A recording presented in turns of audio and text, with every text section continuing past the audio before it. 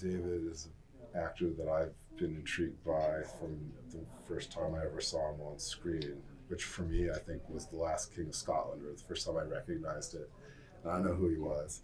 And I don't usually care about who actors are, but I sat in the credits waiting, to find out. And so when he got interested, I was literally scouting in the Midwest in Ohio, looking at these great farmhouses, and I flew back to LA and met David. And the only issue was there was a plot point in the movie to do with these gunshots going off in this house. And it was a remote house, and so nobody called the police. And so he and I talked about how we would solve that problem, because we wanted to shoot it in LA at that point.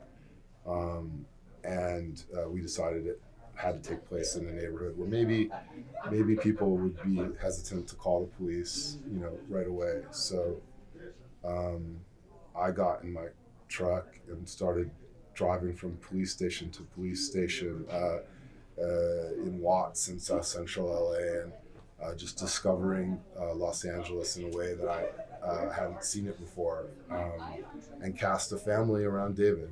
And luckily, Storm Reed exists. She came in and read for the part, and it was kind of an instant feeling of relief that we had found she's as tall as us now, but when we were shooting, she wasn't as tall, and it was a relief to find this person that we could instantly see that she could go toe to toe with an actor like David, and a family emerged. For me personally, it was just that visceral feeling of wanting to reach out to someone you love across timelines. I mean, as someone who has children himself, the idea of anything happening to them, let alone their loss, is something just unthinkable.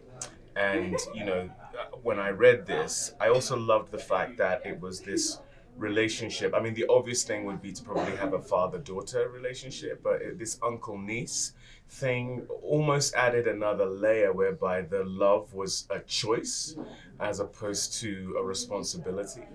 And that to me is what true love is. It's sacrificial. It's when you are loving without needing to get back.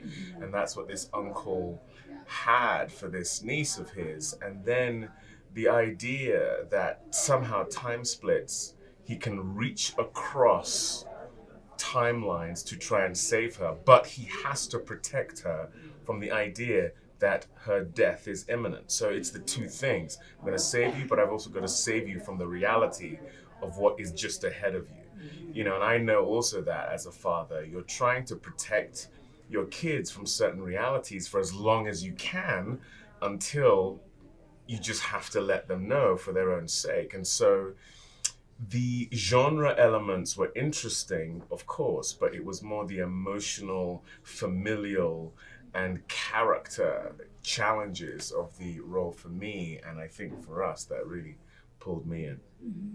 I would say the same thing, especially because I had already experienced the themes of like time splitting and time travel in Wrinkle, even though it's not time traveling in Relive.